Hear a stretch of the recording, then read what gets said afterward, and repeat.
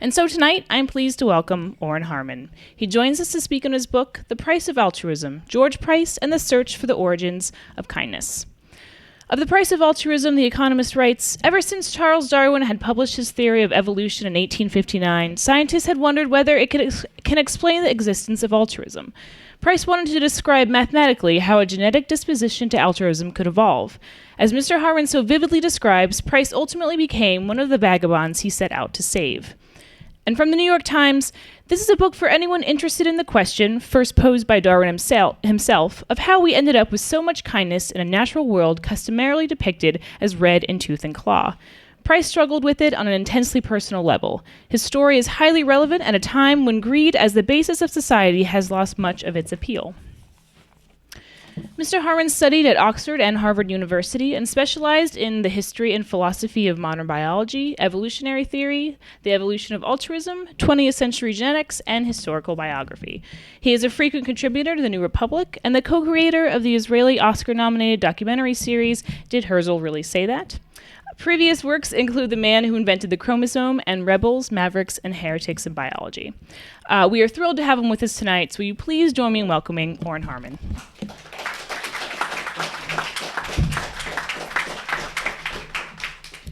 So thanks a lot for coming out here on this warm evening. And I'm very happy to see some old friends of mine in the audience. So that's a special pleasure. This book really deals with the question of the origins of kindness. Where do acts of sacrifice come from? And this is a problem that people have been thinking about from the beginning of time. And there are different answers come from different traditions. So many religious traditions posit the notion of a God who breathed morality into humans, creating us in his own image.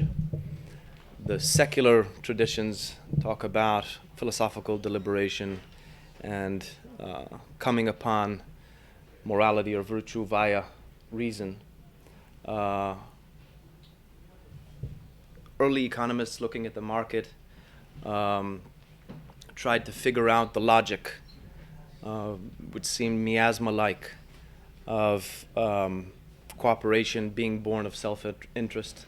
Sort of in the words of the 18th century poet, every part full of vice, the whole mass a paradise. How does that work? And then for the first time in the 19th century, scientists started thinking about this problem too. And in particular, Charles Darwin, whom this lady seems to like especially. And Charles Darwin immediately noticed that there was a great paradox in altruism. Because how was one to explain the persistence of altruistic traits which reduce fitness, if evolution is a story of survival of the fittest? It makes no sense. It's a paradox. And Darwin, in fact, wrote that if he couldn't explain this paradox, then his theory was worth nothing. This was the greatest riddle and the greatest challenge to Darwin's own theory. And Darwin had an explanation. He said that it was good for the community. He considered in particular the case of the sting of the honeybee, sting sacrificing itself by stinging and then losing its entrails in order to protect the hive. He thought that this was a type of behavior which could evolve because it was good for the community. Later on, this kind of theory was called group selection or group selection theory. And until this very day, it remains a hotly contested subject. But ever since Darwin, many scientists of different ilk and of different disciplines have tried their hand at this problem. And so ecologists, economists, mathematicians, geneticists, behaviorists, psychologists have over this span of 150 years and in fact still currently and probably into the future for many years, continue to try to fathom this great mystery of kindness. So the book is called The Price of Altruism, and it's a kind of double entendre as you might have imagined, because there is a face of a man on the cover of the book. So there is a man by the name of George Price who's at the center of this story. But before I tell you about him, I'd like to introduce some of the characters who played a role in the grander history, because in fact the book is sort of kind of two books in one. It's the story of 150 years of attempts to try to crack the problem of altruism, and then it's the story of a particular man who, at a certain point in his life, which I'll tell you about, sort of entered into this debate and made a very sort of dramatic intervention. So before I talk about Price, I thought, since this is a reading and someone told me that you're supposed to read a little bit of the reading, so I won't read too much. Let me remember what page so, as I said, a lot of the characters it turns out, are incredibly colorful and eccentric characters. So I'm just gonna introduce three of them as sort of kind of biographical sketches. And the first is the Russian anarchist prince Peter Kropotkin. So here's Kropotkin. He would wait until dusk. That would be the best time to slip away unnoticed. As he packed a small valise, memories of his animated talk on the glacial formations of Finland and Russia at the Geographical Society the previous evening still lingered in his mind. It had gone well, he thought. The country's leading geologist, Barbeau de Marny, had spoken up in his favor. It was even proposed that he be nominated president of the physical geography section of the society. Years of journeying to the frozen hearts of faraway places had finally paid off. But now he must concentrate. Now he must flee. You had better go by the service staircase, one of the servant girls whispered. A horse-drawn carriage stood at the gate. He jumped in. The cabbie whipped the horse and turned into Nevsky Prospect, the majestic avenue planned by Peter the Great in the city that called itself by his name. It was a short ride to the rail station, and from there pleased the spirits to freedom. Russia was a vast land, and in the remoteness of its eastern expanses, it was his intention to start a land league like the ones that would become so powerful in Ireland in the years just ahead. It was the beginning of spring 1874. Suddenly, a second cab galloped by. To his great surprise, there in its carriage was one of the two weavers who had been arrested the week before, waving his hand at him. Perhaps he had been released, he thought, and has an important communication to make to me. Dully, he ordered the cabbie to stop, but before he could greet the weaver, a second man sitting beside him appeared. 2 years of clandestine meetings, disguises, and sleeping in other people's beds had come to an end. Jumping into his carriage, the second man, a detective, cried out, "Mr. Borodin, Prince Kropotkin, I arrest you." Later that night, in the bowels of the infamous third section, a gendarme colonel solemnly read the charge. "You are accused of having belonged to a secret society which has for its object the overthrow of the existing form of government, and of conspiracy against the sacred person of His Imperial Majesty. For Prince Peter Alexeyevich Kropotkin, alias Borodin, the game was finally up." So this is one of the first characters who comes into the story, and he's an interesting character because his interlocutor is Darwin's bulldog, Thomas Henry Huxley. And it's amazing how these two men who both followed Darwin and revered Darwin interpreted Darwin's theory in completely opposite manners. So Huxley, who was sort of a corporatist and had dug himself up from this kind of the dregs of Victorian living, viewed nature in the hullabaloo of the tropics. And what he saw, a la Tennyson, was that nature was one big struggle. It was red in tooth and claw. It was a story of competition and of warfare.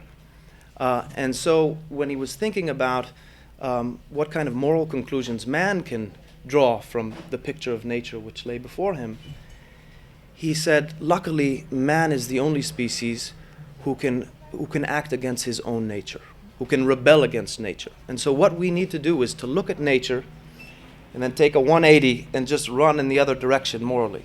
Do exactly the opposite.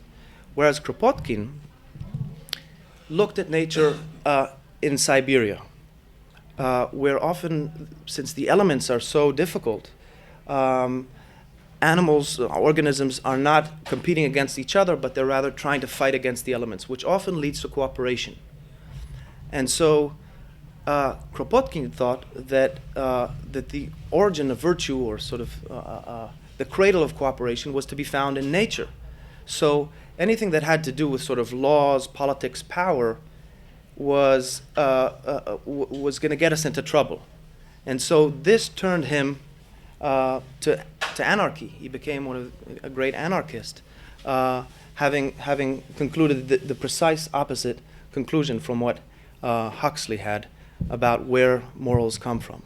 So he's one of the first figures. Let me introduce you to a second figure, a man who of whom it was said that he was the last man to know everything, or alternatively, the last man to know everything there is to know, which is something different, but whichever way you want to. JBS Haldane. His men in the elite Scottish Black Watch Brigade, known for its fierceness and tartan kilts, dubbed the obviously somewhat touched lieutenant in charge of grenades and mortars the Raja of Bomb. Self-initiated solo raids into no man's land, a makeshift bomb workshop, and the time he drove a bicycle across a gap in front of the unbelieving eyes of the Germans, having calculated that the enemy's incredulity would assure his safety, all made plain what Bombo Haldane himself admitted. He was having a ball in war. And so, when he clambered into the Prince of Wales's car after having been blasted at Aubers, it would not be the last time he was wounded. JBS was cocksure and entitled. His zeal for battle was so great that he was once pushed mid-action into a ditch by his own gunners, unenthused about the retaliatory fire his imminent mortar would draw on their battery. Still, his men respected him, revered him even. With his imposing frame, premature balding head, massive forehead, and Celtic warrior-like mustache, he looked like an alert walrus in a skirt. It was alternately comical and blood-curdling. What other officer in the trenches was writing a scientific paper with his sister describing one of the first ever examples of genetic linkage in mammals?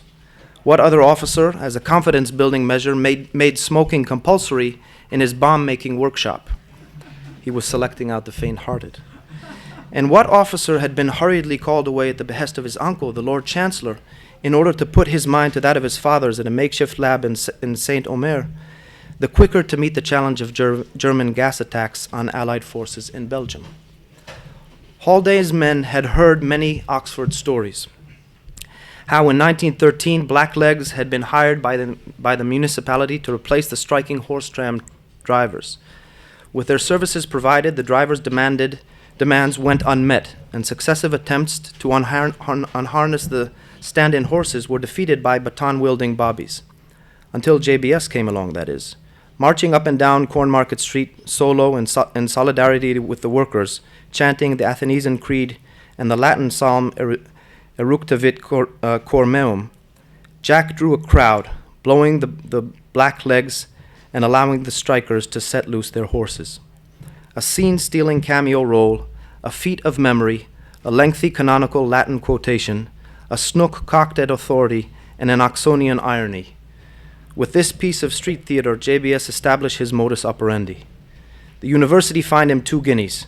It was the first case for over 3 centuries, Haldane boasted, when a man was punished in Oxford for publicly professing the principles of the Church of England. So Haldane is another great character who plays a role in this larger story of trying to crack the mystery of altruism. And he's famous perhaps for saying that, sort of in a drunken stupor over a beer in a pub, that he would give his life for 2 brothers and 8 cousins, which is basically the logic of the gene's point of view about altruism. That if you think of altruism from the point of view of the gene and genetic relatedness, then it actually sometimes makes sense to sacrifice yourself if in fact you are helping a relative in whose body the very same genes that you carry will now be propagated into future generations. The last character that I'd like to introduce before I talk about George Price a bit is the Hungarian mathematician and genius Johnny van Neumann. Johnny Van Neumann could divide 8-digit numbers in his head by the time he was 6. Visitors to the Budapest family home of the successful Jewish banker Max Neumann were as stunned by his son's ability to memorize phone books as by the jokes he told in classical Greek. When he grew older, he studied chemical engineering, physics, and mathematics at Europe's finest universities: Berlin, Zurich, Budapest, Göttingen. Soon the word was out. Von Neumann was a genius. By 1930, at 26, he was sitting in the room next to Albert Einstein's at the Institute of Advanced Studies in Princeton. Einstein's mind, they said, was slow and contemplative. He would think about something for years. Johnny's mind was just the opposite. It was lightning quick, stunningly fast. If you gave him a problem, he either solved it right away or not at all. Unsolvable problems were rare, though. Living with his wife, daughter, and an Irish setter, inverse, at a Princeton mansion on 26 Westcott Road, von Neumann was famous for hosting lavish weekly alcohol-fuming parties, and even more for scribbling mathematical formulas with pencil and paper in the middle of it all. The noisier, his wife said, the better. He wore prim vested suits with a white handkerchief in the pocket, an outfit just enough out of place to inspire pleasantries. Von Neumann was balding and porky. His diet consisted of yogurt and hard-boiled eggs for breakfast, and anything he wanted for the rest of the day. He loved fast cars, hard liquor, classical music, and dirty jokes. He was a prankster. Once he offered to take Einstein to the Princeton train station and then put him on a train in the opposite direction. He was known for scribbling equations on the blackboard in a frenzy, erasing them before students could get to the end. Clara, his wife, claimed that he wouldn't remember what he had for lunch, but could recall word for word books he had read 20 years before. He had produced groundbreaking papers in logic, set theory, group theory, ergodic theory, and operator theory. He had described the single memory architecture of the modern computer and performed the crucial calculation on the implosion design of the atom bomb.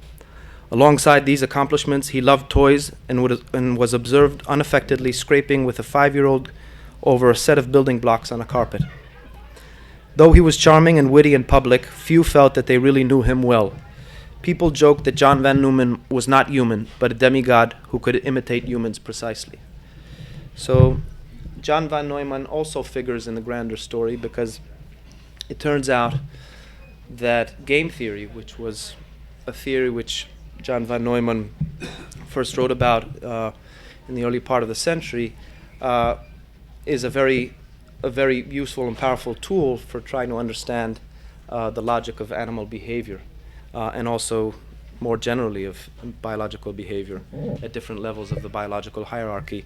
So he's another figure that figures in this grander tale. But now let's get to George Price himself. So George Price was a man who was born in New York in 1922 and killed himself in a squat in London in the winter of 1975. And for most of his life, he had nothing to do whatsoever with the problem of altruism. He was sort of like a kind of Forrest Gump figure. Working on the Manhattan Project as a chemist, uranium enrichment on the atom bomb at the University of Chicago in the 40s, then takes a complete sort of 90-degree turn, begins working on transistor research in the midst of the communications revolutions with people like Shockley and Bardeen, the father of information theory, Claude Shannon, at Bell Labs, solves some particular problem there and then sort of disappears like a phantom and begins working at a medical center on cancer research. Comes up with an incredibly sort of insightful discovery there, leaves that and for a career of punditry as a writer, writing about the Cold War, and then invents computer-aided design, CAD, but doesn't take a patent out, and joins IBM as a sort of low-rung worker, and then of course IBM makes billions with this invention. George Price was very brilliant, but not a very good businessman. And then, after all of this had happened, George Price found out that he had thyroid cancer. This is in the 60s. in America. And he has an operation. The operation is successful from the point of view of the cancer, but it's less than successful from the point of view of his very kinetic lifestyle. So he's left with sort of one arm and one shoulder slightly disabled. And this throws him into a deep, deep depression, and he thinks that life is not worth living. He'd already left his family, but he now decides that he's going to really abandon his two little daughters. He's going to leave his job at IBM. He's going to leave his country, and he's going to move to England and try one crack at one last grand problem. And that is the great mystery ever since Darwin of the evolution of altruism. And so he travels across the Atlantic, and he takes an apartment at Oxford Circus, and he begins to read the relevant papers on altruism in the late opening libraries. But of course, he hasn't been trained in this. He has no training as a biologist, really. And so he doesn't understand everything that he's reading, but he does perceive that the most important person writing on the subject is a man, Bill Hamilton, another character. I didn't introduce him, but he's often referred to as sort of the greatest Darwinian since Darwin. And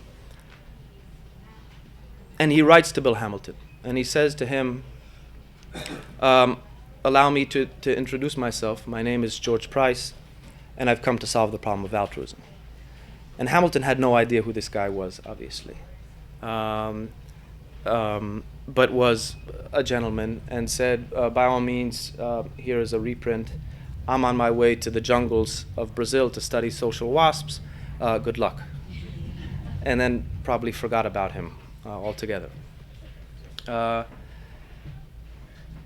6 months later, Hamilton returns to England from Brazil, and he finds on his desk what becomes known as the Price equation.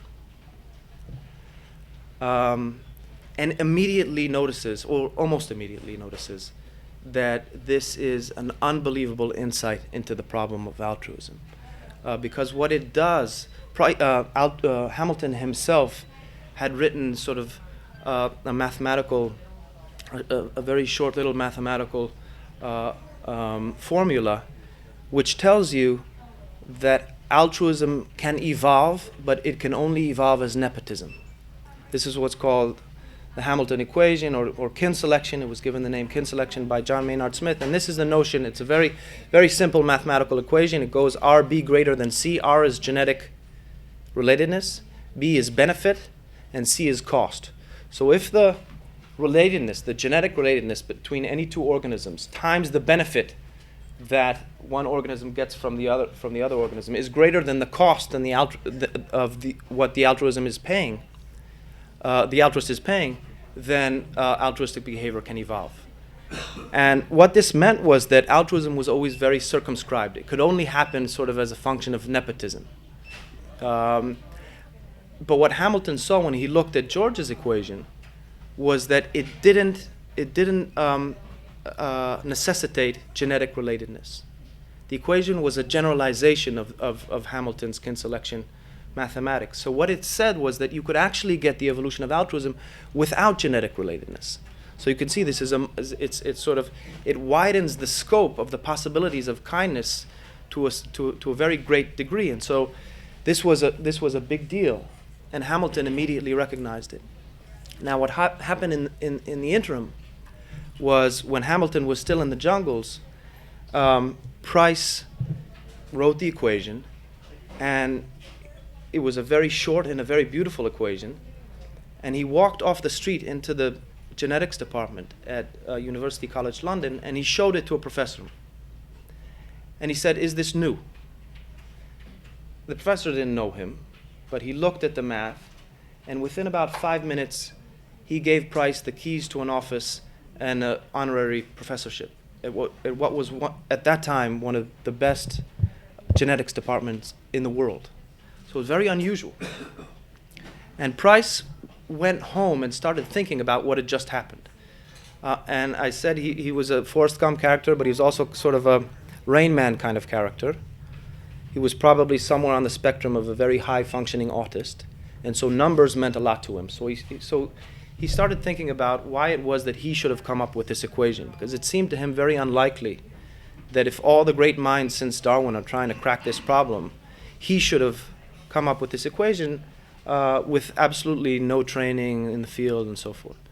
And so he began thinking about other coincidences that had happened to him in his lifetime, very strange kinds of coincidences, because he had a very kind of strange kind of mind. Things like he'd had 4 girlfriends whose name was Anne. This seemed to him very strange. The last 4 digits in his phone number were 2399, which to his mind meant a moment before midnight, even though it should be 2359, but for him it was 2399. And other coincidences. And he basically multiplied them.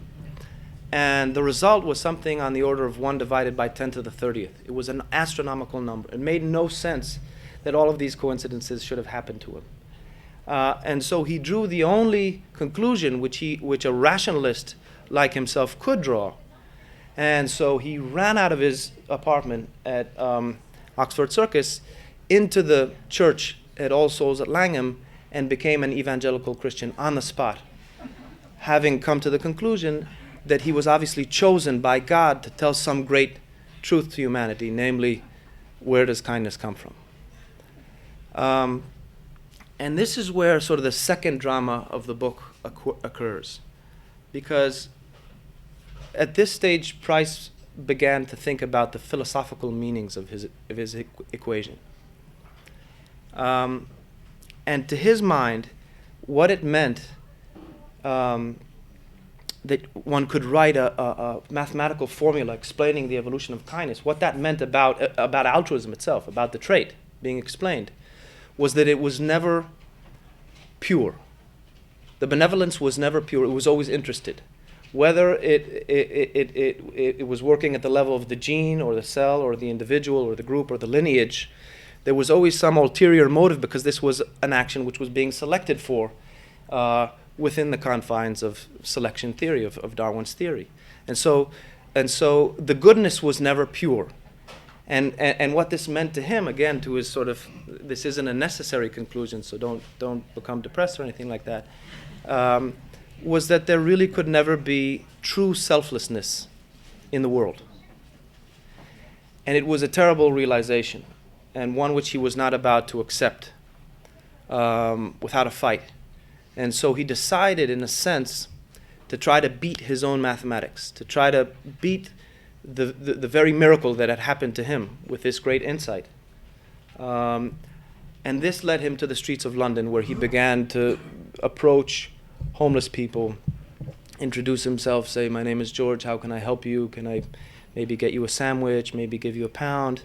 And these kinds of acts of kindness then graduated to a full-blown program of radical altruism and radical selflessness.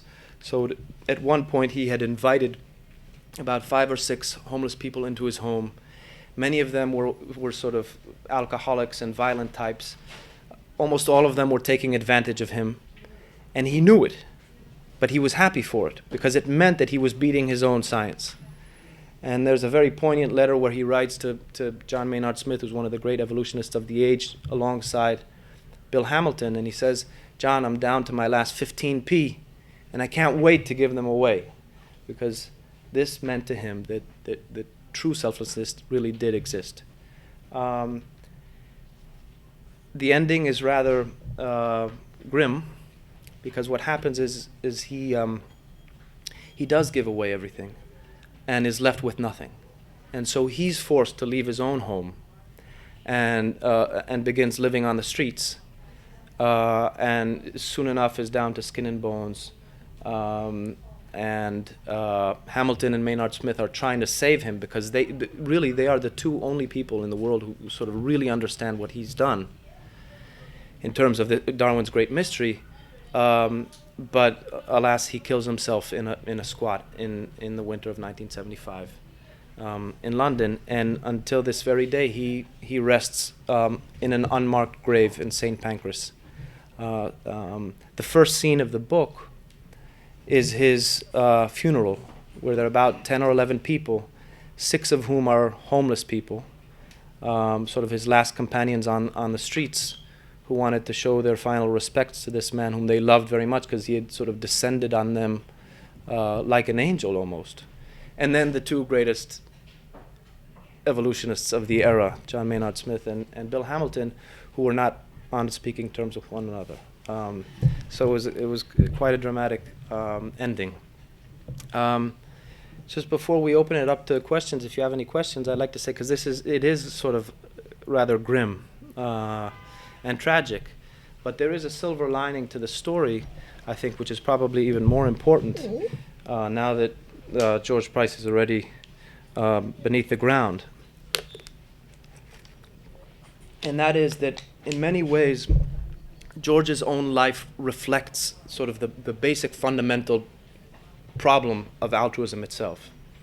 And I think, obviously, George was not sort of quote-unquote normal. He, thinking that he had been chosen by God, he often decided not to take his thyroid medicine, because if he didn't take his medicine and continued to live, then that would be a sure sign that God had chosen him and so forth. So, and we know that when you don't take your thyroid medicine, you could fall into depressions, and this obviously played a role in his suicide. But another thing which definitely played a role, which I found in letters and so forth, was that Price, in the end, couldn't understand what his true motivations were in this program of utter radical selflessness, and he couldn't accept this because what it meant was, again, that you could never know, whether acts of kindness come from a very pure and benevolent place. Cynics say, scratch an altruist and watch an egoist bleed, or something like that. And George Price just couldn't understand why he was doing what he was doing, and what that meant to him was that science could never explain pure selflessness. But I think that this is a rather hopeful there's a rather hopeful message in this, and that is that sort of as powerful a tool as science is to understand the world around us, and if you read the book, you'll see it's an incredibly powerful tool. I mean, mathematics helps us see that if you're a mite and your genetic relatedness to a second mite is 3/14, then we can predict this amount of altruism, which will be different if your genetic relatedness is 4/14 to the second mite. I mean, science can do unbelievable things. But on the other hand, there is a point where sort of the Philopodia of science sort of end and cannot kind of crawl further. There are particular kinds of questions which science cannot address. Sort of in Wittgenstein wrote in the Tractatus that even after we've answered all the questions that we can possibly posit, we still will not have begun to scratch the problems that we really care about deeply. And this is the point where we have to pass into silence. So in a way, George Price's own life is kind of a very a dramatic realization of the notion that where science ends and matters of the spirit begin, that's where poetry and art take over.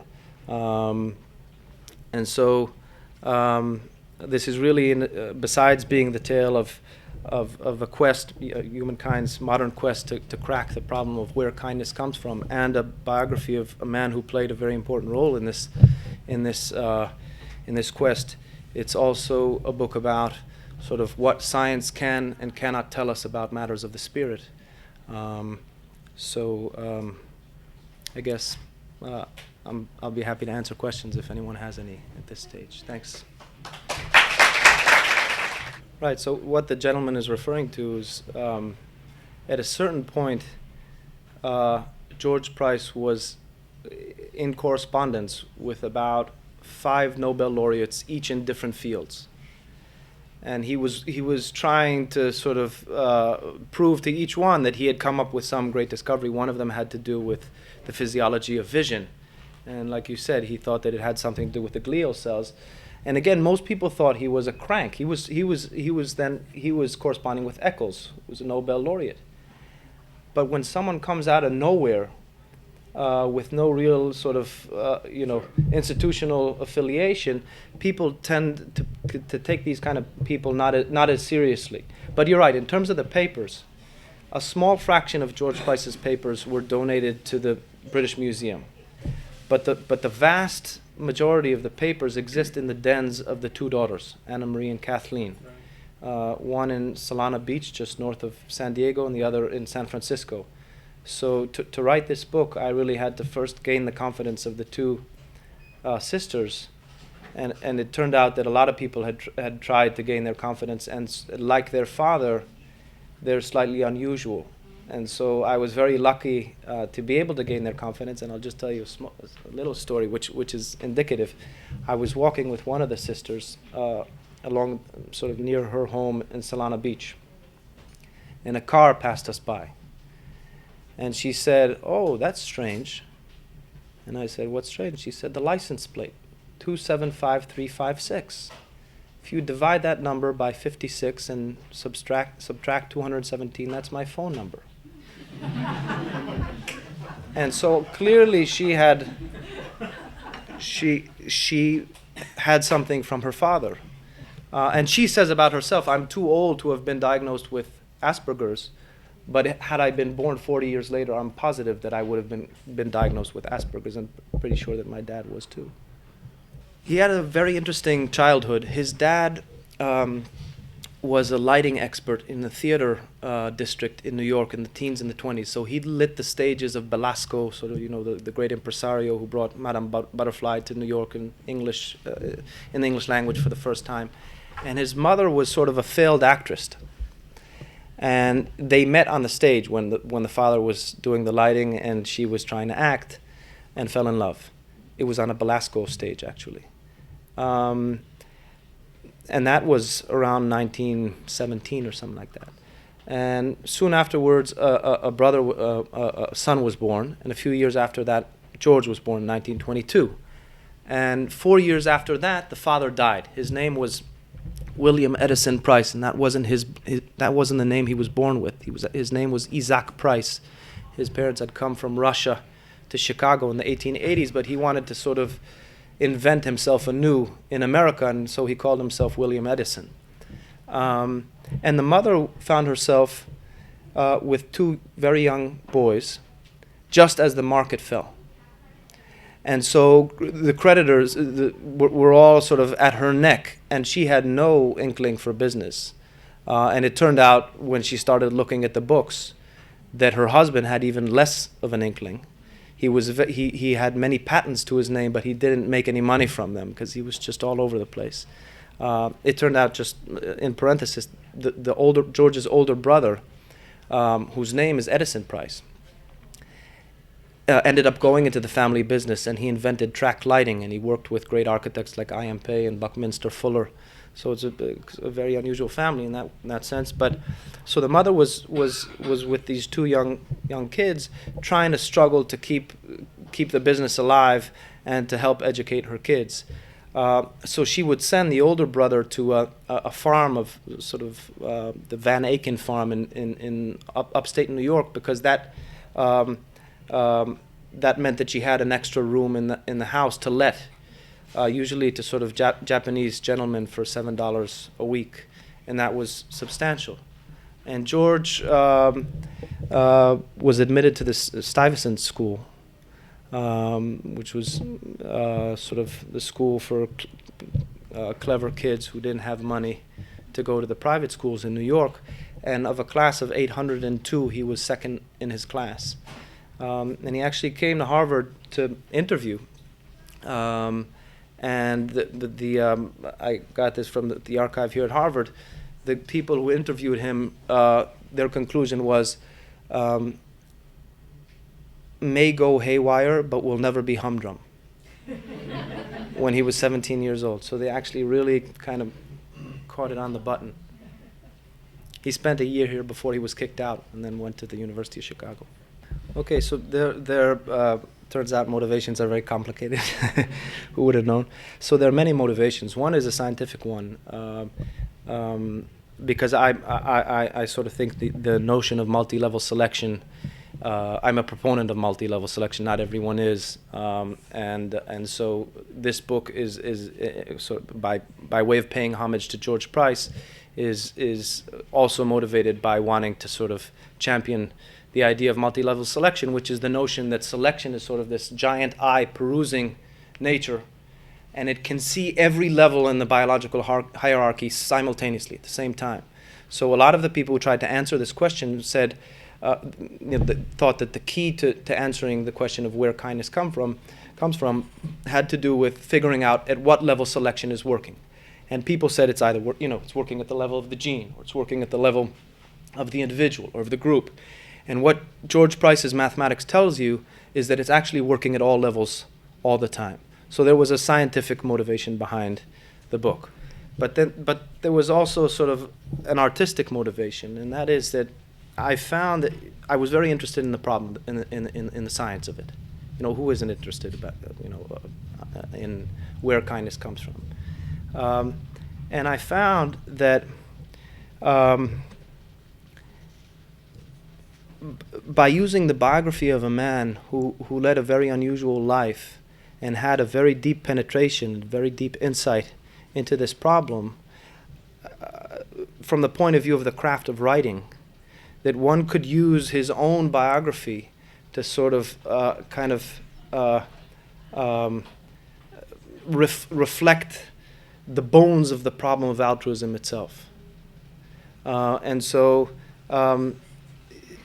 much of his life he had nothing to do with the problem of altruism, but a lot of the themes in his life were directly related to the themes that have to do with the problem of altruism itself. And so I found that to be a really interesting challenge from the point of view of writing. That was the motivation. Plus, it's a great story. I mean, it's an unusual story. I had known the Price equation, and I knew someone had written something small about George Price, about this man who wrote an equation that had something to do with altruism and then killed himself. But it was unclear what the story was, and it sounded to me like a film. This is unbelievable. There was some kind of connection between the equation and why he killed himself, and so it was a very compelling story to begin with. None of the scientists that I discuss here did, but George Price's brother Edison was really into meditation and yoga, Ayanga yoga, and Price himself, George himself, made fun of his brother. He's like, just go meditate, leave me alone. So George wasn't inclined to that. George was a true rationalist. I mean, he was such a rationalist that rationalism had drove him to God and to the notion that he had been chosen, to tell humanity a great truth. So he wasn't of that cast of mind. Well, he married. He sort of had a knack for making the wrong decision all the time. He was very good at that, and so he married a very religious Roman Catholic woman. Which was a strange choice for someone who thought that the notion of a deity was complete malarkey. And very quickly that marriage broke up. And obviously, in sort of the first part of his life, when he was still in the United States, he was not a good father. He was a terrible father. In England, when he found God, he suddenly felt an enormous amount of remorse.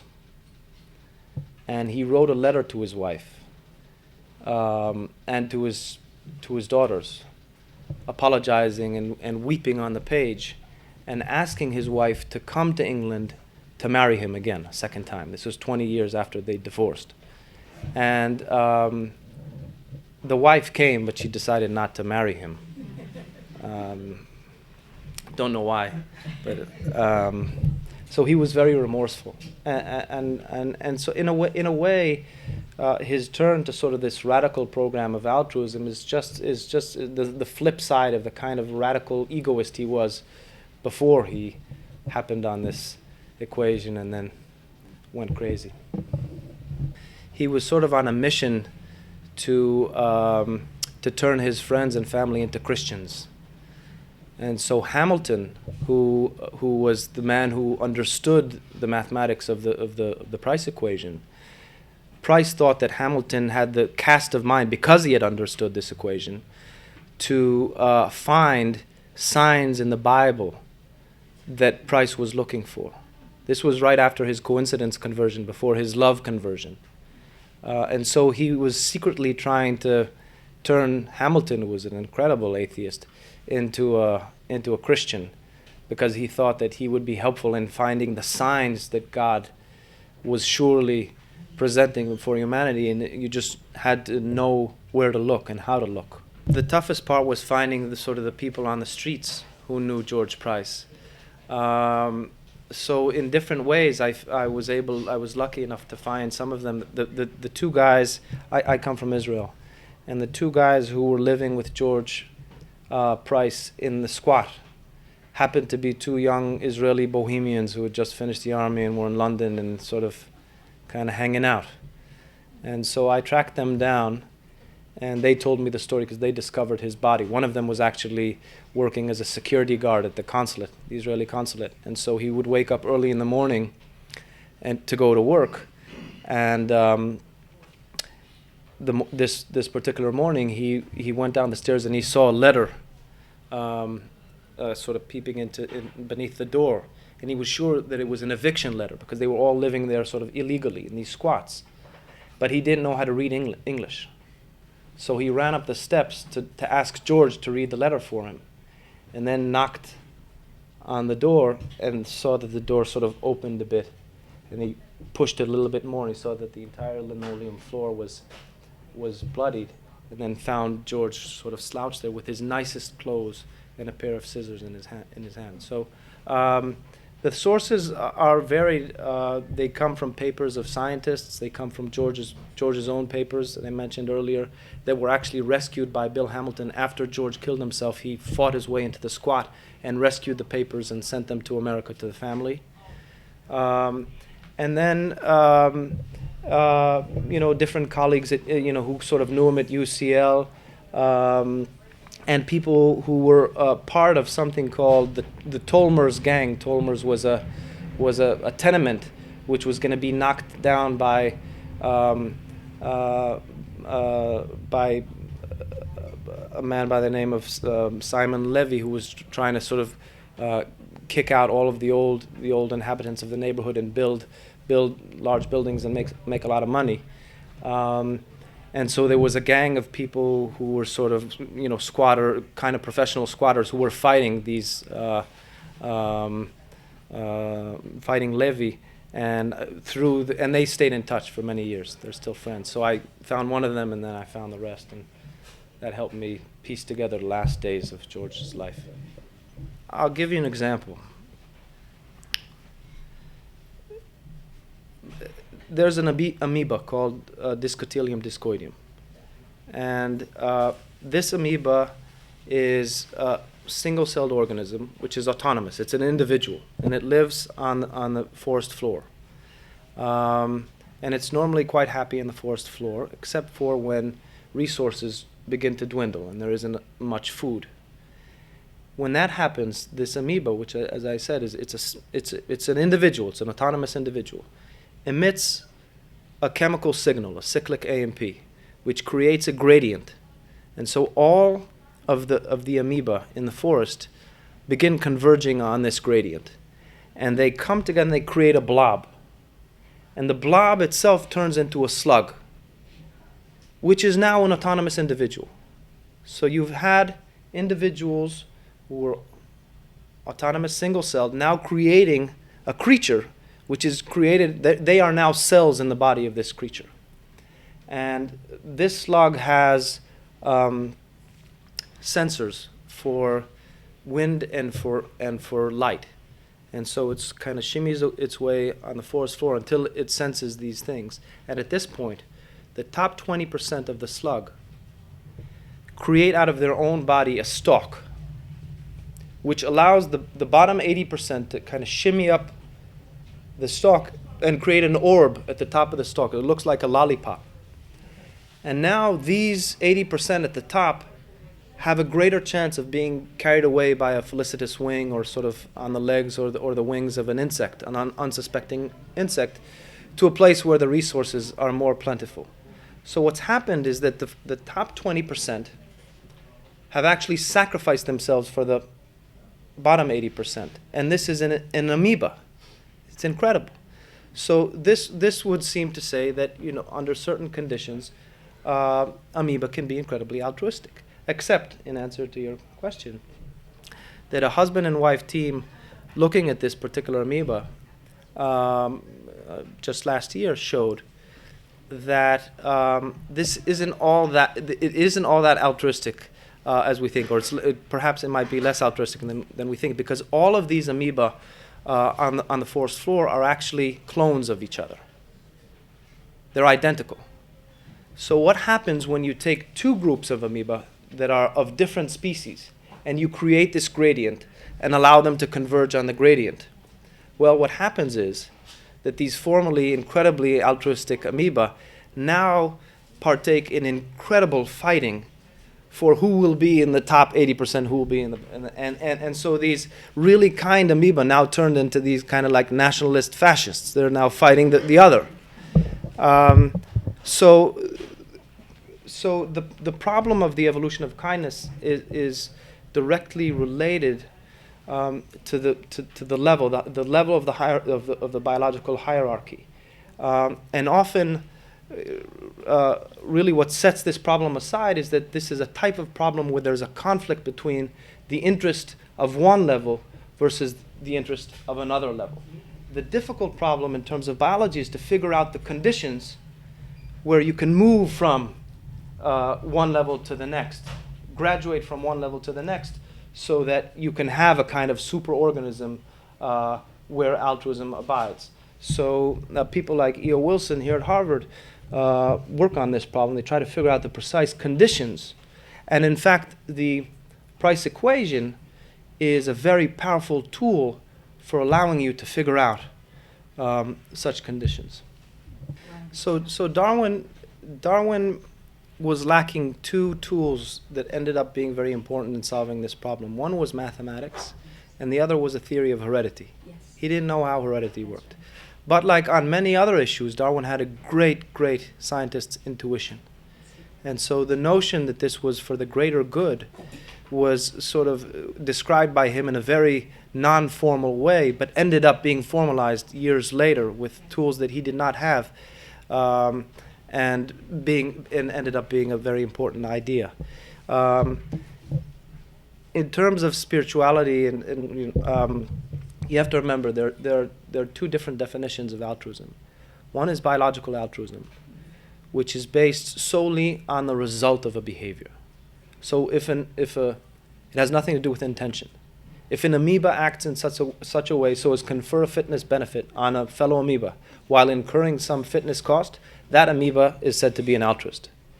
Now, if I do something altruistic towards you, but you know that my intentions are otherwise, you will rightly not view me as an altruist. So in humans, psychological altruism, something quite apart from biological altruism, has everything to do with intention. The great question, of course, is since the mind is an evolved organ, which is subject to the laws of natural selection, then there must be some kind of connection between biological altruism and psychological altruism. And so, evolutionary psychologists of a certain ilk will tell you that our entire emotional repertoire is sort of like a proximal mechanism which, whether consciously or not, moves us in the direction of doing the right thing for our fitness, which is a sort of a very kind of, in my view, gray way of looking, or sort of not very interesting way of looking at what human emotion means.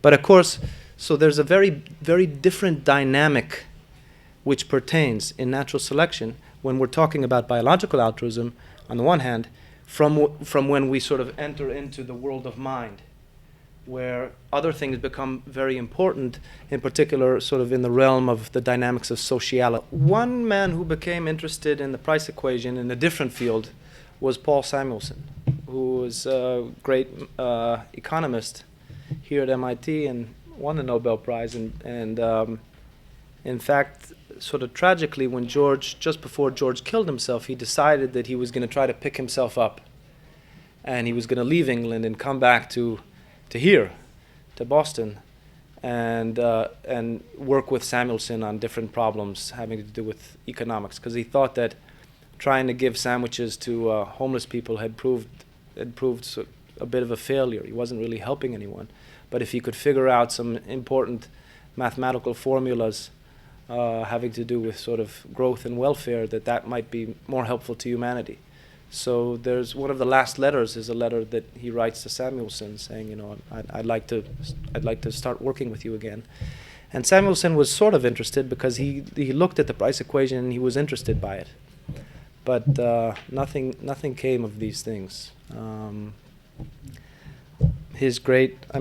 the end, Price really was desperate for some kind of great discovery in his lifetime, and in the end, the discovery that he made, or the contribution that he made, had to do with altruism, the evolution of altruism.